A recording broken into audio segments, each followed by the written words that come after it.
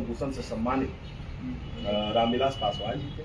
उनके द्वारा भी समय समय पर सदन में भी इस मामले को उठाया गया है। वो जाति जनगणना के पेशेवर रहे थे, वो गरीबों, शोषितों, वंचितों की आवाज़ थे।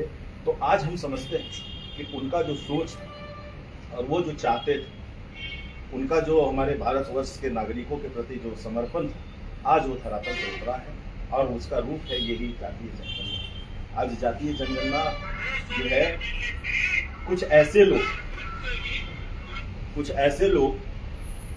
ऐसी पार्टियां जो लगातार इसका विरोध करते आ रही हैं, जैसे आप राजद को भी देख रहे होंगे, सपा को भी देख रहे होंगे, कांग्रेस को भी देख रहे होंगे। तो भैया आप ये जवाब दीजिए ना हमें। आप सत्ता में जब बने हुए थे, 1931 में अंतिम जनगणना हुई थी और 1947 में हमारा भारत देश आजाद हुआ और आज 2025 चल रहा है। 100 साल लगभग होने को। 100 साल के दरमियान में जब आप सरकार में थे तो आप जनगणना क्यों नहीं कराएं? और जहां भी जातीय जनगणना हुई भी तो वो आंकड़े का आधार पर हुई थी, सर्वे के हिसाब से। तो आप आज इसका विरोध जता रहे हैं, आज आप इस पर मुखर होकर के बोल रहे हैं। तो आप ये सबसे पहले बताएं कि जब आप सरकार में थे तो समय समय पर जब भी चुनाव आते थे, जब भी राजनीति करने का मौका आपको मिला, आपने उस वक्त को जरा सा भी चुप करने की कोशिश नहीं की। आपने जातीय जनगणना को आगे ला दिया। आप जातीय जनगणना को ला करके कई चुनाव लड़ लिए। तो आज जब आपकी ही मंशा को, जो आप मांग करते थे जातीय जनगणना की, समय समय पर आप हर चुनाव में उठाते रहे इस मुद्दे को, तो आज उस मुद्दे को हमारे आदरणीय प्रधानमंत्री, यशस्वी प्रधानमंत्री, पूरे भारतवर्ष के युवाओं के चहेते प्रधानमंत्री, हर बुद्धिजीवियों के चहेते प्रधानमंत्री, विकास की धारा बहाने वाले प्रधानमंत्री आदरणीय नरेंद्र मोदी जी ने आपकी भावनाओं को स्वीकार करके और जातीय जनगणना को मंजूरी दे दी। तो कौन सा गलत कर? फिर आप चिल्ला क्यों रहे? आपको समाज सेवा से कोई मतलब नहीं है। आपको समाज के शोषितों, वंचितों, पीड़ितों और हर जाति के शोषितों, वंचितों, पीड़ितों से कोई मतलब आपको नहीं। आपने सिर्फ भारत देश के नागरिकों को, चूंकि कांग्रेस ने भारत देश में बहुत दिन राज किया और बिहार प्रदेश में हम कहते हैं हमारे आरजेडी वालों हमेशा से लोगों को छलने का काम किया। इनका कोई मंशा नहीं है कि हमारा समाज एक उत्तम समाज बने, हमारा समाज में सभी को बराबरी का हक मिले। इनका कोई ऐसा मंशा नहीं। ये लगातार इस मामले को सिर्फ अपनी राजनीति करने के लिए बुनाते रहे और आज जब मौका मिला कि इनकी भावनाओं को पूरा किया गया तो आज ये चिल्ला रहे हैं। हम सावधान कर देना चाहते हैं आप लोगों को। जनता पढ़ी लिखी है, जनता समझदार हो चुकी है। धरातल पर जो विकास की धारा दिख रही है, आज आप चले जाइए 15 साल पहले जंगल राज में, ये तो सारे लोगों से अमूमन आपको सुनने के लिए मिलता होगा और हर राजनेता अमूमन इस बात को बताते होंगे। लेकिन उस दशक के भी हमारे मित्रवत यहाँ पर लोग भी बैठे हैं, हमारे साथ पढ़े लिखे लोग भी, उस दौर में आप जरा जाइए, उस दौर को आप देखिए, उस दौर को याद करके रूह कांप जाएगा। आज कल मैं रात्रि में एक गाँव में जा रहा था तो मैंने लगता है कि अपने रोशन जी आपसे पूछा था मैंने कि जाना था, वो कहाँ जाना था, ये उड़दाना। तो मैंने पूछा कि क्या वहां जाने में दिक्कत है? एक बार पूछ लिया, चूंकि मेरे साथ बच्चे जा रहे थे। तो इन्होंने बोला कि अब कहाँ कोई दिक्कत है भैया, इधर तो पूरा एकदम रोड चालू है, प्रशासन रहता है। तो आज ये विकास है। आज नीतीश कुमार जी के राज में बिहार में विकास हुआ है। आदरणीय प्रधानमंत्री नरेंद्र मोदी जी के समय में आज पूरे भारतवर्ष का विकास हुआ और ये लोगों का विश्वास है उन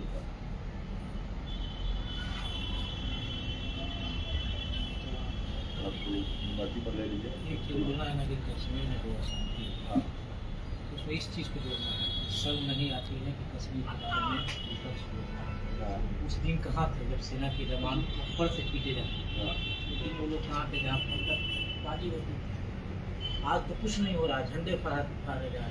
लोग अपनी भावना को व्यक्त करने के लिए वहाँ पर चले जाते थे। आज विपक्षी ये आरोप लगा रहे हैं कि कश्मीर हाथ से निकल रहा है।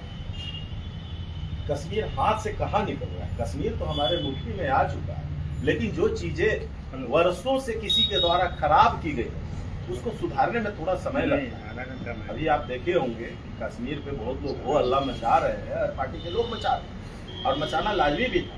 लेकिन वो उस वक्त कहाँ थे जब हमारे सेना पे थप्पड़ मारे जा रहे थे, जब हमारे निर्देश सेना पर पत्थर मारे जा रहे थे? उस वक्त भी चिल्लाना चाहिए था। उस वक्त भी बताना चाहिए था आपको कि हम कश्मीर के प्रति वफादार है, अपने देश के प्रति वफादार है, अपने देश में प्रत्येक नागरिकों के प्रति वफादार है, हमारे देश को जो सुरक्षा कर्मी है उनके प्रति वफादार है।